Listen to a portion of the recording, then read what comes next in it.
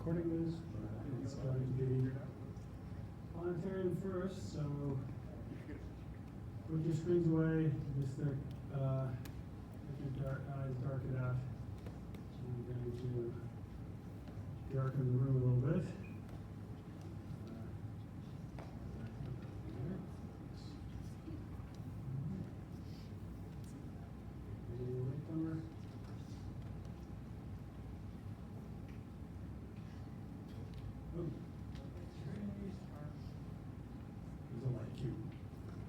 Programs in that.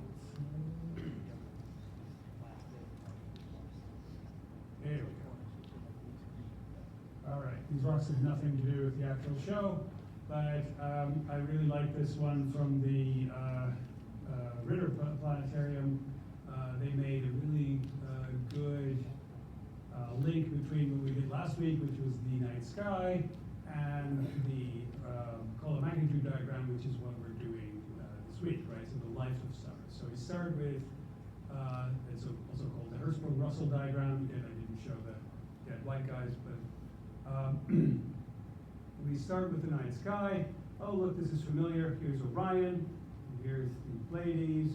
So we've oriented ourselves, and we're going to do a sort of a flyby of the nearest stars. So the ones that mostly you can see on a good night camping. So here's White Taurus, there's the Pleiades, there is Sirius the Dog Star. So we can, is this paused? No. Okay. There it is. With Betelgeuse here in the armpit of Orion, and Rigel down there in his foot, or knee, I think depends a little bit on how it's drawn. There we've got, oh, blanking on the name, that's not, oh, yes, right, the king that's actually watching him slay the Taurus. I have to get used to the pace of this a little bit, sorry. So if you actually manage to see this on a reasonably dark night, you'll actually, this is the nice part, right? These two are so close together, and it's pretty easy to recognize Orion. You can actually see a little bit of the color difference. You can see that this one's bluer and that that was a little redder. Usually your eyes have, even if they've dark adapted as they are now doing, you can't actually see these the colors that well, right? So we're picking out some of the nearby stars, and because there's not a good contrast, and your eyes are mostly working on the rods, not on the cones is the color perception, it's actually really hard to see that the stars have actual colors. And so, but they do, and this is the one that you can see best with your own eyes. And if you look, for example, at the Pleiades, and like, you kind of go like, yeah, there's maybe a little blue. It's hard to convince yourself of this stuff. All right, again, I don't have any control of this, so we're getting pictures of dead white guys. And honestly, one of these is Hertzsprung, and the other one is Russell. I think this is Hertzsprung, I think that is Russell. But honestly, if they were flipped over, we would not know, right? So, but this is, you can sort of see from the bow tie, this is from early 20th century, that they took all the work that the Harvard computers had done and actually put everything on a color magnitude diagram. And then also having later the Harvard astronomers, computers realized that it got a classification scheme that translated into a temperature. So the temperature goes from right to left again, because we could put the color on there, and then we could put the luminosity on the y-axis. So we start putting various stars. So we put our sun here first, and that has about almost 6,000 Kelvin. We put a logarithmic scale on here, and we go further to 10,000 to 40,000 Kelvin, and that's as bright as we need. And so this is one solar luminosity. That's 1,000 solar luminosities, and that's 1,000,000 of them. And there's 1,000th, and there's 1,000,000th, right? So logarithmic scale on both axes, but especially here, we need one where we do steps of 10. And so if we start putting nearby stars, so like Betelgeuse and Rigel, if we start putting them on here, and Capella, Capella is almost the same color as our sun. Rigel is a lot bluer, and so we see that it has a higher temperature, and Betelgeuse is a lot redder, and so we can see it has a lower temperature. It's bright now that we know distances. We know that Betelgeuse is almost, more than 1,000 times brighter than our sun here, and so is Rigel, right? They're closer to like 10 to the 5, 10 to the 4 maybe for Betelgeuse, so 10,000 to 100,000 times brighter than our sun. Giants, they're giants. And so now we're going to look here at the dog star. That's Sirius, that's the nose of the dog, and the hunting dog of this guy, of Orion. And it's a little blue, but again, it's very hard to see with just your eyes at night. And so if you put that one on there, if you put Sirius on there, it is much closer to our sun, but it is a little bluer. And then we go from Canis Major to Canis Minor. It's like the 2 stars over here, so we do another dog star on there. And so we can go through the night sky and add which color they have. And so once we observe them, we can tell how bright they are in different colors. So that's very close to our sun. And how bright they are, we know from the distances. So between the distances and the various colors, we can start putting them on this color magnitude diagram. So here we've got the bull, that V is the like one of the eyes of the bull, so Taurus, and it's a little red, so where is Taurus going to end up? Taurus is probably going to end up over here. Yeah, it's one of the giants, not a supergiant. Here's Gemini, the twins. Again, we're going to add a couple, like it looks like a blue and a red star, and see what they end up. So you can find some of these, as soon as you recognize Orion, you can find some of these pretty well-known stars. So you got to find Sirius, you find Taurus here, you look up, you can find Capella, and you can find it too here in Gemini. And is it Tom? No, okay. So we are adding more, right? So there's one more giant, one more bigger, like, maybe 10 times bigger. And now we're adding all the ones that we can typically see on a decent dark night, right? So we're going to stick them all in here. And I'm noticing a couple of things. One, there's this line. There's the main sequence, right? So we find the main sequence, and most of the stars that we see in the night sky, they're all brighter than our sun. We've literally found one that's dimmer. Everything else is a giant of some kind. So they're either giant blue young stars, or there are some of the red giants that main sequence stars turn into as they turn off the main sequence. So everything is on the main sequence, but everything is brighter than our sun. And so we're going to start here at the Earth with conspicuously floaty clouds, high altitude clouds there. So we're going to go away from our, where are we? It's like we're identifying all the stars in our night sky. And so they're all sort of lighting up here for like just for identification. And as we're going away from, let's see, our Earth disappeared, this is the sun, right? Yes. So that's our reference point when we think about stars, except that all the other stars here were brighter than those. So what happens if we go to some of those and what they look like? And so if you go to the nearest, one of the nearest ones should start appearing any second now. And so we're in this three-dimensional space of the nearest stars, the ones that we can actually see. And here we go. We're going to this first triplicate of stars, right? So there's one over here, and then there's this close pair. So Proxima Centauri, this is the one of the nearest stars to us, a little cool, well, quite a bit cooler than our sun, and only 0.02 times the sun's luminosity, right? So a lot dimmer. And then there's even some smaller ones nearby. Are we going to go to those, or are we going to get the stats on those as well? Nope, there they go. Okay, and we're going to the next one. If you're getting a little woozy because the whole night sky is rotating, because we're in this like snow globe of stars, all the nearby stars in our local environment, So most of these are the ones that you can see at night. And we're going to, I think this one, is it going to get bigger? Yes, looks like it's getting bigger.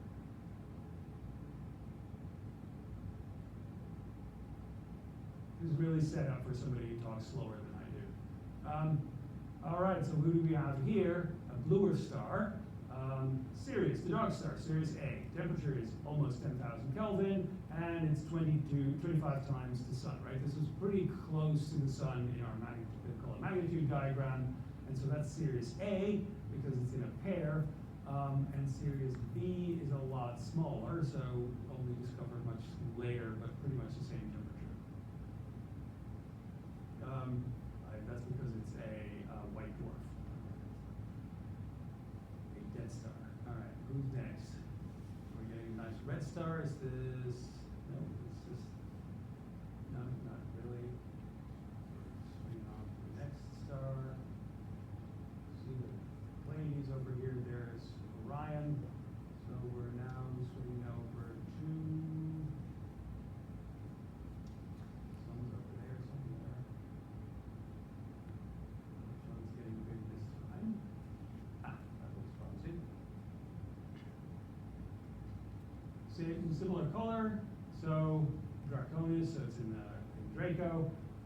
Almost same temperature, like a little cooler than our sun, and about half the luminosity. So pretty close to a twin of our sun. So we do find you can actually see similar stars in the night sky that are maybe a little smaller than our sun, but as you saw from the color magnitude of diagram of the ones that you can see on the night sky, most of them are a lot brighter, and that's because, well, you can see brighter things further. I mean, that's not really a shocking discovery, but it means that of the things that you see, most of them are going to be intrinsically bright because, yeah, you're just sensitive to them over a larger volume, so you have a good chance of seeing one of those. So if we're looking at the entire neighborhood, right, so all the stars that are about, I think this is 100 parsec around us, and so this is what we define as the solar neighborhood. And the vast majority of those are, the ones that we can see are, again, giants. Those are the ones we saw in our color magnitude diagram. But we've had good telescopes for a while now, and so we've been finding, we've been filling out what this volume is filled with. And so a lot of the fainter ones have been found using the infrared cameras and much more powerful telescopes. So stuff that you don't see with the naked eye. You need either a small telescope or actually quite a big telescope to see these fainter stars. So if we look at the volume of all of these combined, right? So we're in the dead center of this sphere, and that gives you an idea of where these things are. They're sort of going back to their spot. We're going back into the center of our sphere here. And what happens if we stick them all on a color magnitude diagram now, right? So this is the ones that we see and the ones that we know are nearby. So I think we're going to draw the, yeah, there's a color magnitude diagram. There's the sun again, and remember this, like this triangle, like all the main sequence. So these are the ones that we can see visually, right? Here's the big the blue giants, and here's the red giants. So these are the ones that we can see visually. What happens if we stick all the stars that we know are nearby, including the ones that we found with the help of telescopes? We add those in. We're getting the rest of the main sequence, and we're getting a bunch of white dwarfs. So this tells us a bunch of things at the same time. One, there is a main sequence. We're on the main sequence. We're not sensitive to dwarf stars that are fainter than our sun. We don't typically see those with our eyes. This is not one stellar cluster because these stars have formed very, very recently, but these have aged already off the main sequence over here. So it's a mix of ages. Not only that, these are white dwarfs, and those happen only after the star has done its entire lifetime, right? When it's gone off the main sequence, was a red giant for a bit, exploded as a supernova, and ended up as a white dwarf. So the mix of stars in our local neighborhood is a mix of ages. Recently formed giants, long-lived main sequence stars, stars in a midlife crisis essentially, and dead stars, right? It's a mix of all of them. So it's not a single age cluster like you see with a globular cluster. We're a mix of ages, which means that some of them came from other places in Milky Way, and the Milky Way keeps mixing its different stellar populations, its ages throughout. So that's what we can see from the local neighborhood, right? That gives us a bunch of information about that, including the fact that the majority of stars in our local neighborhood are in fact these dwarf stars, and we would never be able to tell because we can't see them. Here's a little Star Wars scroll of everybody who's worked on this, and as you can see, it's quite a bit of work to put this together. But I really like this because it links what we can see on the night sky into that color magnitude diagram that we've learned about, how we can classify stars. But it's very hard to actually see colors yourself because your eyes become much more sensitive to light and dark versus colors. Colors sort of take a back seat when it's dark and you have dark adapted, like you have now. And so, unfortunately, I'm going to bring the lights now back up because I have to. So here we go.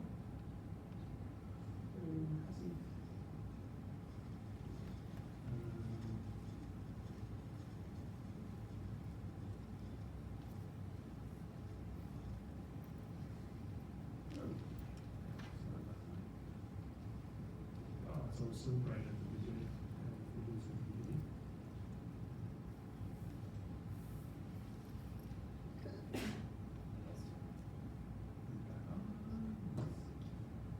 All right.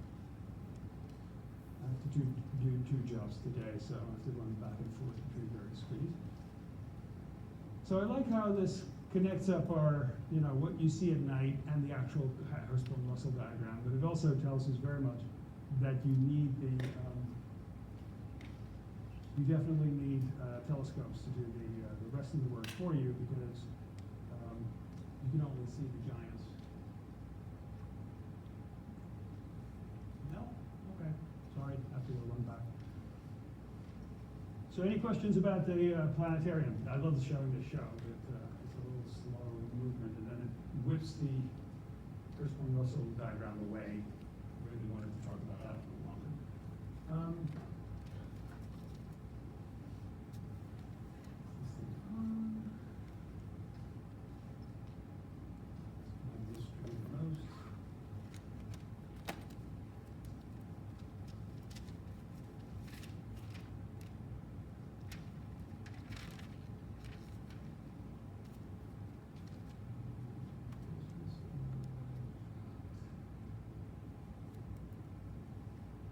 Yes, okay, fantastic.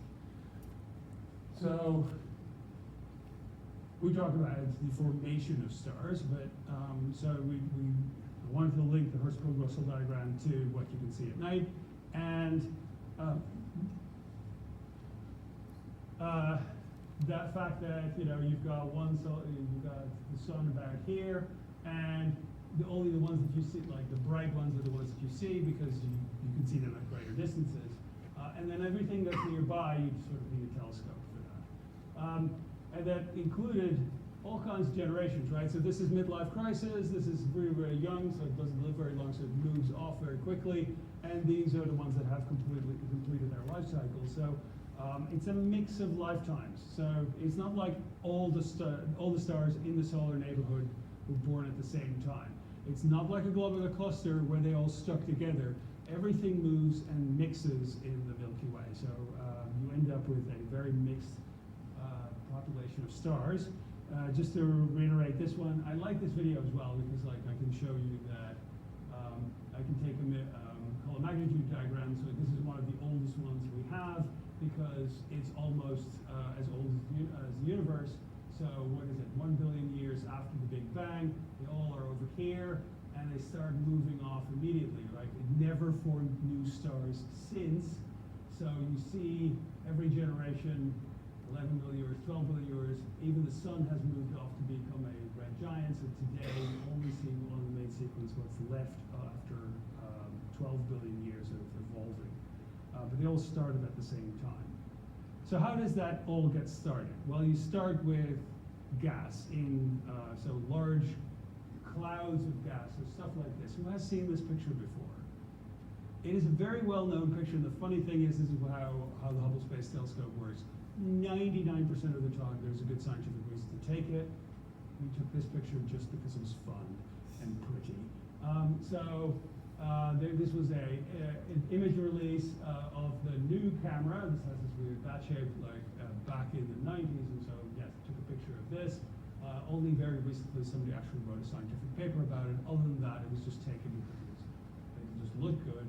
But it also shows right here at the edges of these clouds where new stars are being formed, right? So this is also why it was interesting. And so these are called molecular clouds because essentially if it is dark and dense enough, molecules can start forming. They range from about 100 to 10,000 Kelvin if it's atomic, and then it goes colder and colder, 20 Kelvin, 20 degrees above absolute zero. So these are really cold clouds, and they start collapsing on themselves. Once that does collapse enough, you get something called a protostar. So the gas collapses and collapses. I'll show you a simulation of that in a little bit. But it collapses and collapses until it's dense enough that the center of it starts fusing hydrogen together. That's when you have an energy source. Until then, it's just a giant cloud of gas clumping and getting smaller or collapsing into itself based on gravity, right? So gravity's winning up until the point that fusion starts, and then it starts pushing back. And so that's what's called a protostar, but you still have all the dust and gas around it, so it's very hard to see what's actually happening in the inside here. So this is one of the main reasons we launched the James Webb Space Telescope, because you can actually see the stars forming inside these dense clouds. I'll make it a little darker because this is a pretty picture day. I'm sure everybody appreciates that. I do. And so you have these new generations of stars coming out of this, but the first thing they need to do, first order of business, is to get rid of their birth clouds, right? So this is there we go. You get these fantastic pictures of the Hubble and later of James Webb. You can tell it's Hubble if it has like a cross like this. If it's James Webb, it's got a six-sided. That's just the effect of the optics. And you can see that you've got something very bright and energetic happening here, and it's sort of starting to light up and blow away the birth cloud of so the protostar switches on and starts blowing away the dust and gas around it. So it takes a while for the actual stars to start appearing. So you can have here's one generation of stars, and then there's a new generation. See these little tendrils here? So at the edges of that's where new stars are being made as well. So this is a whole birth cloud of new stars, and here's an older generation of stars that maybe formed first, blew away the gas collided with more gas over here, and started forming even more stars.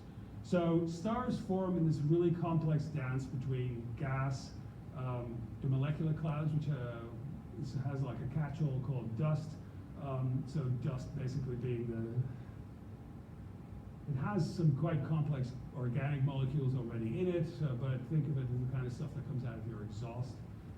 And so various elements you can also see from spectroscopy. So you can see that it's already had a bunch of stars live and enrich it with new materials. We'll talk about that in the death of stars. But you can see one generation forming and then basically another one after that. It makes fantastic pictures, as you can see. So once the gas is actually dissipated and the dust has sort of been blown away, you end up with a whole bunch of blue stars, and then also hot gas, because that's the gas they sort of shed and illuminated. So you end up with a whole bunch of O and B stars, hot furnaces that are only going to be there for 1 million years or so. So right after the birth cloud is sort of dissipated, you see for 1 million years very blue light, very much the O and B kind of stars. And then basically they start blowing up and you don't see them anymore. You can have all kinds of generations of stars. And then they start, because everything keeps moving, everything starts mixing together.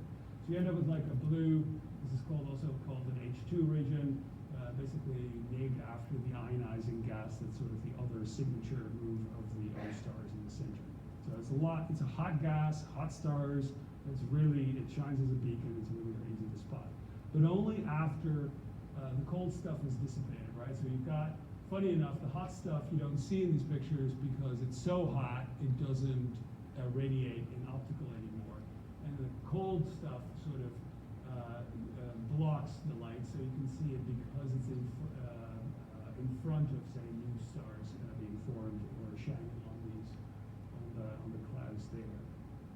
I mean, you basically get impressionist paintings while star formation is happening, so somewhere in here is a bunch of new stars forming, and with optical, like, this is an impressionist painting, basically. But it is a picture of a telescope where you can see that there is all this complex gas and interplay between new stars forming and gas still around, and some of it's being blown away, some of it's being compacted, something is forming new stars. So it's really a lot is happening at the same time. You get these really pretty pictures, and the neat thing is that we know what these colors mean because we've got spectroscopy, right? So we've assigned colors basically to, here is hydrogen, this is the green stuff is oxygen. We see these various elements being lit up as the stars form in the centers of these clouds. So they start lighting everything up. So you get these fantastic panorama pictures of, this is all star formation mostly in our own Milky Way, where you see both the gas being red here, with hydrogen gas, and like interspaced with all the stars at the same time. So as you realize that the medium in between, the stuff in between the stars isn't completely empty. There is definitely gas and dust there. So as soon as you have hot stars switching on, they start ionizing, they start lighting up these gas clouds, and you can actually see them with an optical telescope. So you realize, like, yeah, it's actually not, it's not empty, the space is not fully empty, there's gas and dust in between, and so you get these fantastic panoramas that you can make if you have a good dark side here in Kentucky, for example. Now, just to focus in a little bit more, so what is happening in the center here? And so this is a very recent result from like 2 weeks ago, where we're looking with 2 space telescopes and a ground-based telescope. So we're looking for the ring of dust. So there's a ring of material still around this new star. As the star has formed, it actually makes jets on either side. And so we have this disk around where planets will form eventually. And in the center, we have this protostar, young protostar, sort of just switching on. And as a result of that, making this jet. And so you have something like, that's the jet, there's the outflow from the poles of the new star. There's a dark dust-laying disk here in the center, and that might actually be more material that's doing something. And you have another counterpart jet on this side. So look at the scale, 300 AU. So this is basically the size of our solar system. This is a new solar system being formed. This is the James Webb Space Telescope, the Hubble Space Telescope, and the ALMA array, all working in concert. So if you are working with a diverse set of telescopes, you include all of those, then yeah, you learn way more. So this is the kind of thing that really tells us the most if you get everything working together. And so just to give you an idea, if you start with even a big ball, so we start with a big ball of gas, right? Simplest idea.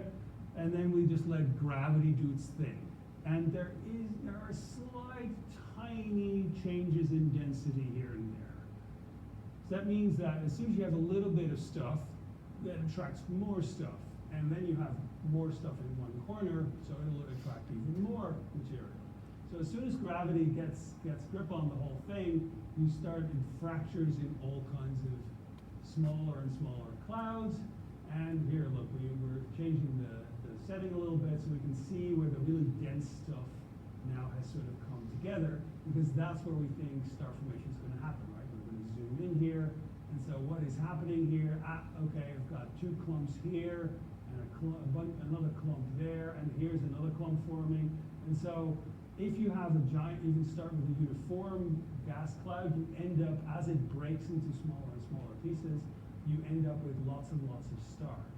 And so we learned about, how you have, for every sun, you have like 200 small dwarf stars, and maybe for every O star, you have like 10,000 sunlight stars. This is what's happening.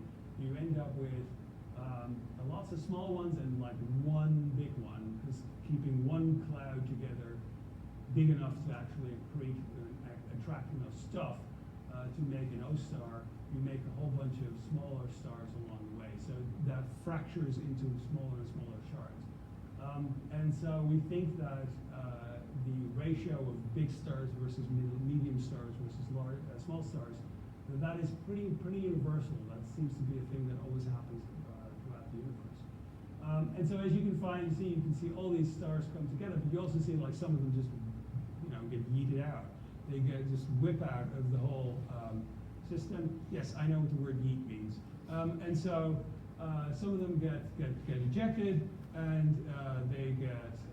so they end up completely somewhere else. This is the reason that we have multiple generations of different ages here in our local grouping of stars, because some of them came from elsewhere. So, and this is not even as terrible of a ejection. Some of these are some stars that, for instance, orbit the supermassive black hole, get ejected so fast that they're literally shredding their outskirts. So, as you can see, start with something that's pretty uniform, but it breaks up into all kinds of clumps. And so this is a simulation, by the way, because I'm rotating time faster and faster, but it gives us an idea of where and how many new stars are forming. And so eventually I do end up with a clump of new stars, but some of them are just completely disappearing from the whole population. So you can never be completely sure where what started. And this is now, with the Gaia telescope, a real, this is now a thing that we're trying to find. We're trying to find the sun's siblings. We know our sun formed together with a bunch of other stars. That seems to happen every time. But where are they? It's been 5 billion years, so the trail is pretty cold. It's one of the coldest cases that we can work on. And then yet, because we know how fast all the stars in our local neighborhood and also beyond that go now with Gaia, we're trying to sort of reel back time and see if we can figure out which ones were the sun's siblings. This is one of the real challenges in modern astronomy at the moment. We haven't gotten that far yet. But I do like the fact that you can already see how this, you get this complex filamentary, self-similar, so that's a fancy term for that is called fractal. So you get a fractal breakup of the cloud, and that's simply because you started with something that wasn't perfectly homogeneous. And so you never end up with like a perfectly evened out gas cloud, and as soon as you let gravity do its thing, it will make it into something like this. The other thing I want you to notice is lots of tidal tails, lots of gas either coming in, flinging out, going into disks, and so disks seem to be another thing that happens a lot, right? I showed you that new result. As you make stars, they tend to have a disk of material around it, not a sphere. Yes, question, excellent. Are there any astronomers who hypothesize that maybe the sun is different, that we don't, that it wasn't formed along with like siblings? We'll talk about this in the last week, but we've been the universe has taught us quite strenuously that we should never posit that we're in a special place. Every time we've done it, we've sort of shown to be fools. Like anytime it's like it's a special time, special place, special orientation. We actually have a name for it, because as soon as you do, you go like, no, we're a very special place. Really, there are billions of G-type stars in our Milky Way, and ours is weird. I mean, sure, but what we've seen so far is that most stars seem to be forming in these clumps, but that these clumps do, sort of spread around in our Milky Way. Like they eject each other, they dance around each other with gravity, and they might encounter a different clump and basically smear out. We've got 5 billion years to do that. We know that the solar system has gone through about 5 rotations around our Milky Way. So when the dinosaurs were still here, we were on the other side of the Milky Way, which means that, yeah, we encountered a bunch of other stars. It's a long time to do stuff in, considering that, the O stars that the sun was born with sort of die after 1 million years. So that's a 5,000th of that's a thousandth of the time that the sun has been around already. So they're gone. But we're looking for the siblings of Earth, of Sun and by inference Earth, based on where they ended up. So we're trying to track back where that came from. This is tricky, but it will be very fun to figure out. Is it possible that, like, considering we don't know of life on other planets, that like Earth maybe is special in some way, that maybe there is some circumstance that it couldn't have been formed with other stars? Like, is that It's a possible? very good. N is 1. We have a data set of just us, which is always a problem if you're trying to come up with a generalization.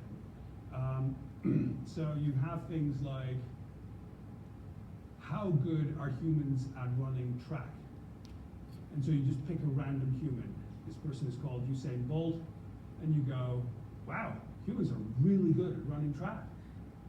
And then you find others and go like, they're all disappointments, because they all go so slow. And that's the reason, right? So we don't know if we happen to be Usain Bolt here, or we just were somewhere in the middle. It's probably safe to assume that we're in the middle, but we might be very, very exceptional. This is hard to figure out because we only have one example. This is a frustration. We'll talk about this again when we talk about planets, because like, hey, you saw the disk, this is where the planets are forming. We now know more about planets. This is a funny thing for me to talk about to you all, because literally when I started my undergrad for astronomy, it was the new discovery that found one other set of planets. And it was like, oh my gosh, we can do this now. And now it's like, no, we actually know how common these things are. And so we're getting a grip on that. When we'll talk about exoplanets, when we talk about life on other planets, I'll sneak that in here. Then the problem comes back, like for life, we only have one example. So that'll be tricky, but we're hoping to get some constraints on that. Okay, so when I do this in a more math kind of thing, there is something called the gene's mass, and that is essentially how fast everything is moving on average in a cloud, the radius of that cloud divided by 2 times g. That is the mass that at that point it starts collapsing. Like that's enough. If I lower the temperature of the cloud, so basically how fast the gas is moving, or I compact it somehow, basically by giving it a nudge, then if it's the mass is above the mass of the gene's mass, so I just lower it a little, I compact it a little bit, or I cool it somehow, then it starts collapsing on itself. Before that, it's hot enough and it's diffuse enough that gravity can start collapsing it. But suppose I do that and I actually start collapsing my cloud. The radius gets smaller and the total mass stays the same, so the gene's mass actually gets smaller. So I can start collapsing smaller fractions of the cloud into themselves. So smaller clouds start collapsing independently of part of the bigger cloud. So that's what you just saw. And so they start collapsing into smaller things. And that fragmentation, it means that you end up with a cluster of stars, and that means you end up with rare big ones and lots of small ones. This makes a certain amount of sense, and that seems to be how stars form. So you end up with only one big one, and for every big one we get 100 or 200, between this 200 dwarfs. So one big star, 200 very small stars, and a couple in the middle. And so that was that initial mass function. So this seems to be how stars form. but it depends a little bit how fast you can cool it, how hard you nudge a cloud, so maybe there is a little bit of variation, but that 15 G-type stars for every O star, that seems to be holding just fine. And so we saw this in the actual magnitude diagrams, and so that's what we've been using, right? So this is the one where we use the word fractal. It's turtles all the way down is the other term. As you go, like it fractures on a large scale. This is a mathematical concept. Has anyone heard of the term fractal? Okay, so this is a mathematical concept. Like as soon as I go to a smaller scale, it's described by the same rules. And I go to a smaller scale, and it's described by the same rules. And I go to a smaller scale, and it looks exactly the same. Or alternatively, if I look at, this is just a very trippy video I like, but it's basically that the pattern repeats on different scales, right? The pattern repeats both on a Milky Way type scale all the way down to around stars themselves. You see spirals develop, you see disks develop, you see everything fragment into smaller and smaller pieces with one big piece and a whole bunch of small ones.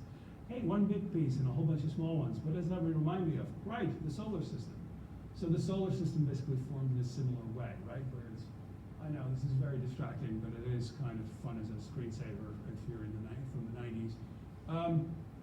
So what it really comes down to is that there doesn't seem to be much of a minimum size for stars, but that is there a small minimum size for stars? Like not really, because basically you end up with Jupiter.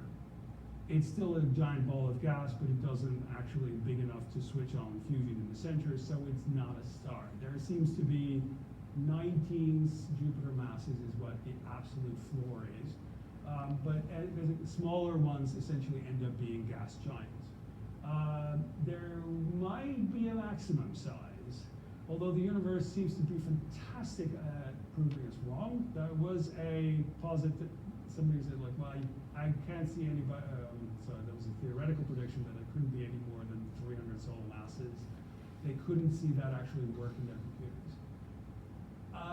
But it gets rarer and rarer. So at some point, you get such a strange thing that you need to look for the entire, in the entire volume of the universe to look for that one really big star. But it does kind of pop up once in a while.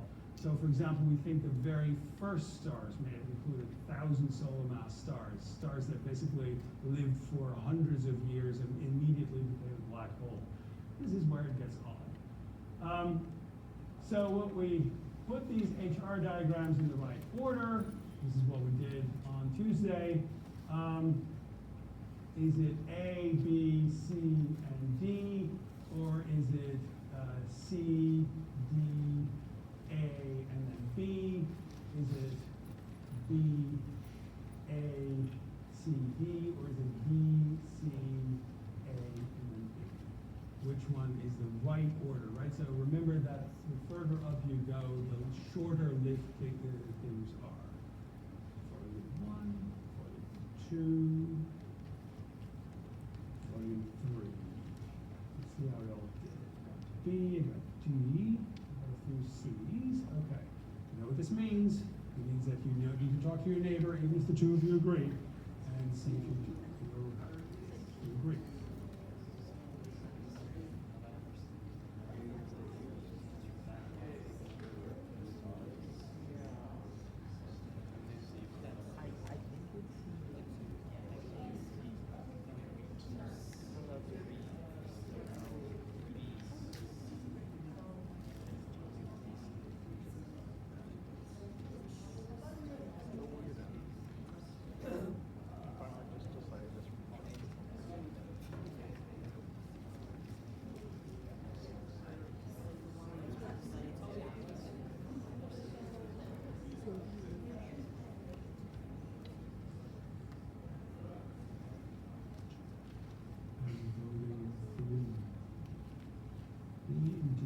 C's have lost by mistake. Okay, so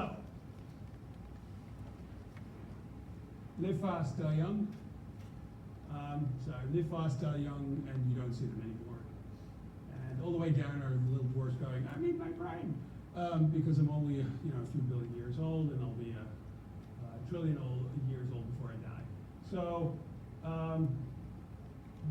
A is younger because still some of the shorter lived ones are left. They've already left here in B. So A is younger than B. B seems to be the oldest, like it's gone the longest down the main sequence. The C is younger than A because there's still some here that are turning off much higher mass. So C is younger than A, and A is younger than B. What's happening here with D? I still got the ones that are turning off here, they're still up here. So I've got, D is the youngest. Then what's happening down here, they're still forming. They're still coming together. So you see a little extra light there because they're young stellar objects. Basically they have a cloud of their birth cloud still around them. So they're actually brighter than they'll end up being. They're still going towards the main sequence because they still have some of their birth cloud around them. So D is the youngest. So earliest, we start with D, then C, and then A, and then B is B final. So the correct answer here is D. Yeah? Okay, so this is I wanted to add this HR diagram, so because you can sometimes see that the young stars are still coming to their HR diagram. So what's happening here, I just told you, so I've now sort of flubbed my own question. The lower masses are heating up, the lower masses start dimming, right? Both A and B, nothing changes from the lower mass stars. No, there's lots that's changing between the lower mass stars.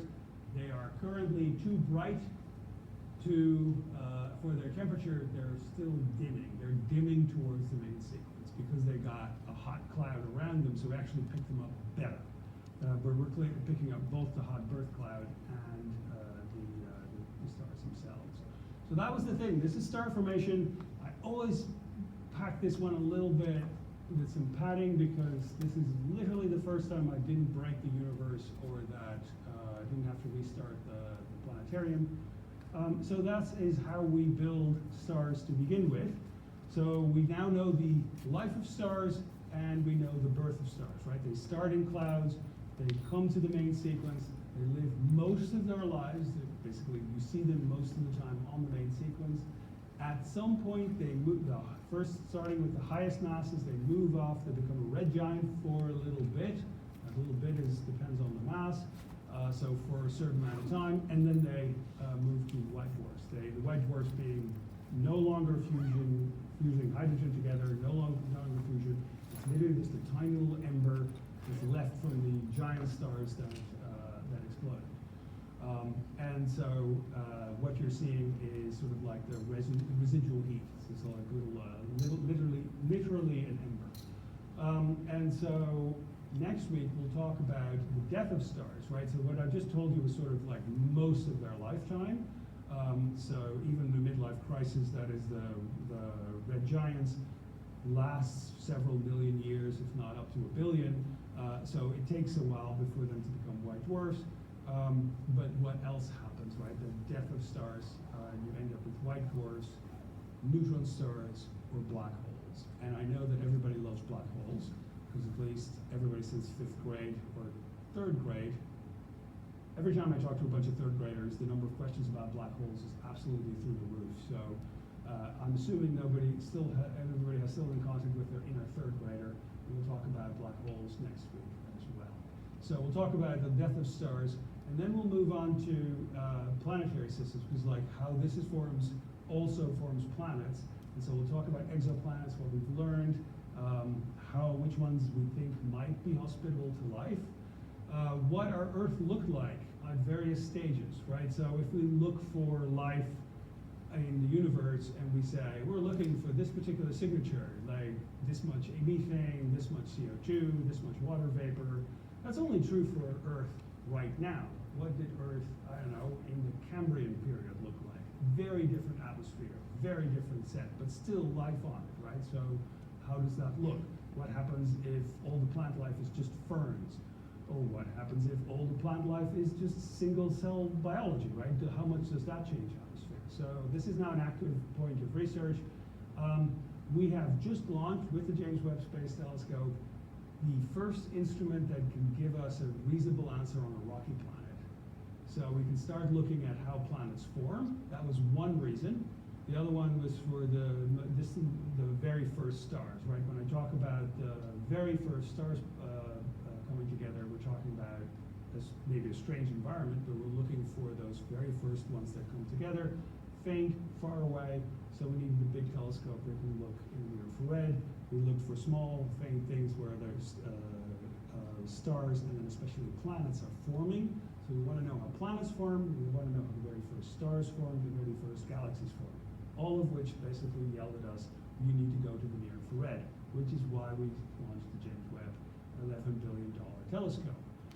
And it's doing a fantastic job. So we'll learn about how that can identify maybe not just life on Earth that is like us, that has TV and Wi-Fi, but also how it can life like pond scum or dinosaurs or something that does change its atmosphere but doesn't send out radio waves. So we'll look at that as well.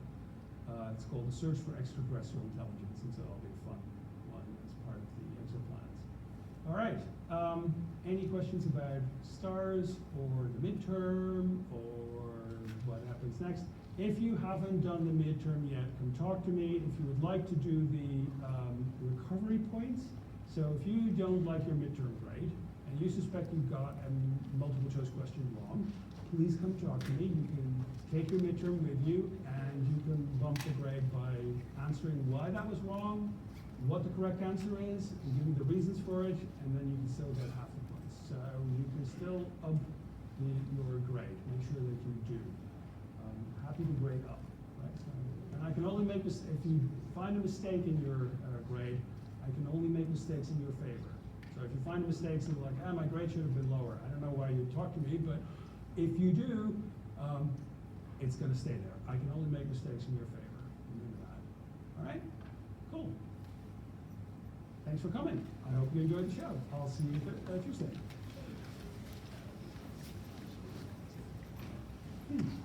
Yeah, that's the first time.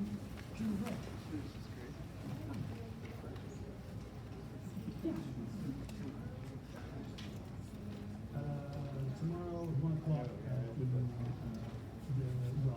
office hours. Yeah, so we can just do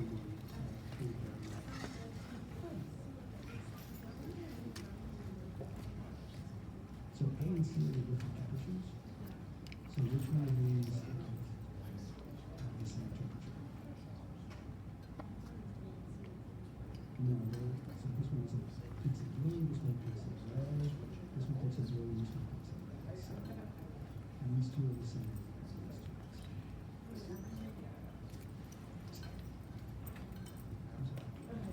But you can, if you put that in there,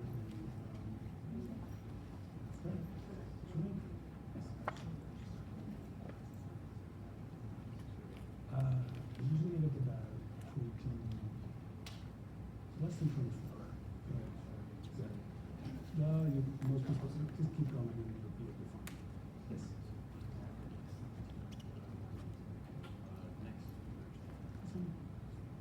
There's a recording, the slides are online, you can class assignment if you can.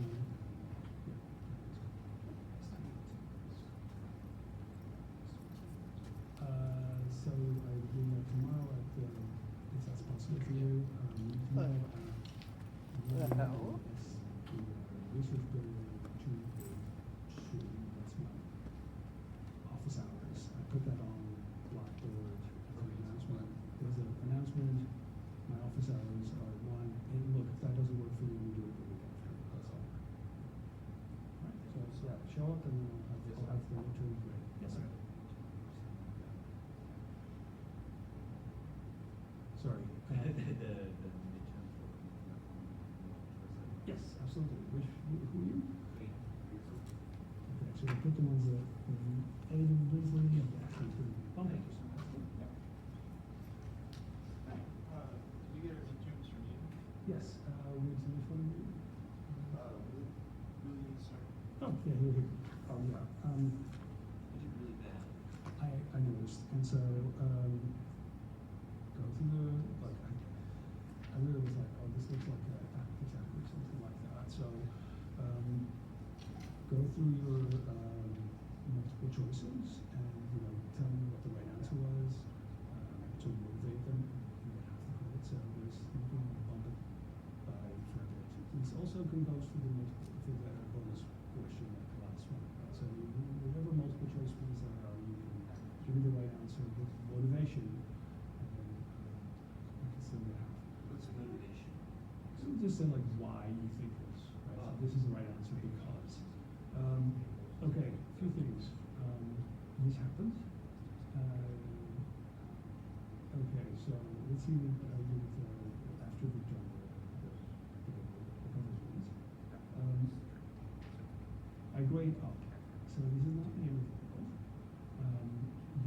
As long as you keep up with homeworks, pre-class assignments, and in-class assignments, that's a third of the grade. So like that's 100 points from there. This was 35 over the 100.